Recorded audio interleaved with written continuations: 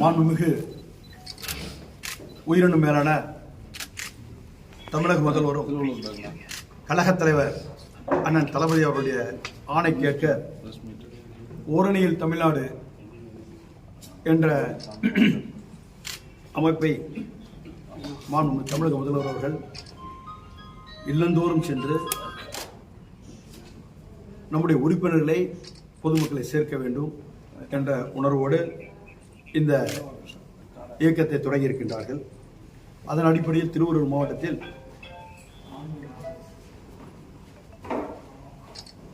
30% சேர்க்கணும்னு சொல்லி மாண்புமிகு தமிழக முதல்வர்கள் உத்தரவு பிறப்பிக்கப்பட்டு அதன் அடிப்படையில் ஆவடியில் 4,60,60,408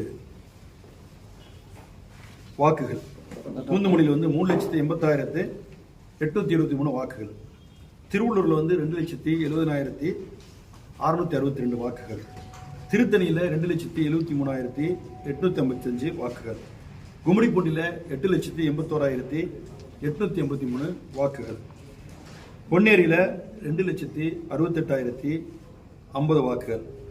மொத்தம் நம்முடைய வாக்குகள் திருவள்ளூர் 3 மாவட்டத்தை சேர்த்து பிரிக்கப்பட்ட 3 மாவட்டத்தை சேர்த்து 19,41,681 வாக்குகள். இதில் இருக்கின்ற மொத்த பூத்து பார்த்தீங்கன்னா 2,123 பூத்து. 2,123 பூத்தில் நம்ம இருக்கக்கூடிய வாக்குகள் 19,41,681. இந்த 19,41,681 30 விழுக்காடுகள் சேர்க்க வேண்டும் அவர்களை புதியதாக உறுப்பினர்களாக இணைக்க வேண்டும் என்று மாண்புமிகு தமிழக முதல்வர் அவர்கள் அண்ணன் தலைவர்களும் உத்தரவு பிறப்பிக்கப்பட்டு அதன் அடிப்படையில் நம்ம சேர்க்க ஆரம்பிக்க போகிறோம். திருவள்ளூர் மாவட்டத்தில் அப்படி சேர்க்கும் பட்சத்தில் 5,82,504 வாக்குகளை உறுப்பினர்களை சேர்க்க வேண்டிய இடத்தில் அங்கு இருந்து கொண்டிருக்கிறோம். அந்த பணி இன்றைய தினம் மாண்புமிகு தமிழக முதல்வரும் கழக தலைவரும் தளபதி அவர்களால் துவக்கி வைக்கப்பட்டிருக்கின்றன.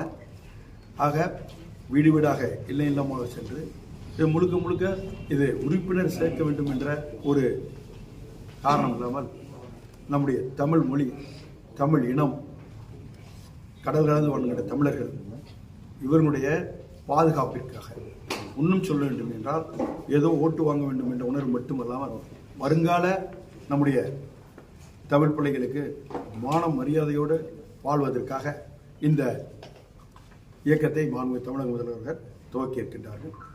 இதில் மொழி, மண், மானம் இவைகளை காக்கப்பட வேண்டும் என்ற முறை. ஏன்னா இன்றைய உள்ள காலகட்டத்தில் ஒன்றிய அரசு எந்தெந்த கோணத்தில் நம்முடைய தமிழர்களை 2ஆம் கட்ட மக்களாக மொழியாலும் இனத்தாலும் இன்றைய தினம் 2 பிரித்து இன்றைய தினம் பார்த்தீங்கன்னா எந்த அளவுக்கு தமிழ்நாட்டை வஞ்சிக்க வேண்டுமோ அந்த அளவுக்கு வஞ்சிக்கின்ற காட்சி, கீழடியினுடைய நிகழ்வுகள் ஒரு காலகட்டத்தில் முகஞ்சுதராக ஹரப்பா போன்ற பகுதியினுடைய நாகரிகங்கள் வளர்வதற்கு காரணமாக இருந்தன.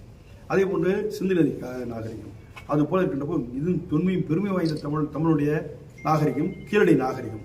இதுக்கு முழுக்க ஆதாரங்களோடு அறிவியல் பூர்வமான ஆதாரங்களை நம்ம சமர்ப்பித்தும் இதுவரை அவர்கள் எந்த விதமான இதற்கு முகாந்திரம் காட்டாமல் 2ஆம் தர குடிமக்களை பயன்படுத்துவது போல இன்றைய தினம் கீழடி ஆய்வை கொண்டிருக்காங்க. அதே மாதிரி மீண்டும் இந்தி திணிக்க வேண்டும் என்ற உணர்வோடு இந்தியை நீச மொழியான இந்தியை மீண்டும் தமிழகத்தில் கொண்டு அது 3 மொழியாக அதுவும் கற்க வேண்டும். நாங்கள் கற்றுக்கிட்டாதான் 2,000 கோடியை கல்விக்கு தருவோம், பள்ளி கல்விக்கு தருவோம், 4,000 கோடியை இதுக்கு தருவோம், 100 நாள் வேலை வாய்ப்பு என்றெல்லாம் நம்மளை த்ரெட் பண்ணுற அளவுக்கு இன்றைய தினம் ஒன்றிய அரசு நம்மளை வஞ்சிக்கின்ற நிலைகளை எல்லாம் நாம் பொதுமக்களிடம் எடுத்து கூறி நாம் எந்தெந்த கோணத்தில் இருந்ததும் 2ஆம் தர குடிமக்கனாக மொழியால் ஆக்கப்பட்டிருக்கோம். இன்னைக்கு இயக்கத்தை உருவாக்கி இன்று முதல் நாங்கள் இல்லந்தோறும் சென்று ஒவ்வொரு வீட்டிலையும் திராவிட முன்னேற்ற கழகம் இந்த 4 ஆண்டு காலத்தில் ஆற்றிய பணிகள், அந்த பணிகள் மூலம் யாரும் ஒருத்தர் கூட வீட்டுக்கு பயனடையாதவர் யாரும் இல்லை.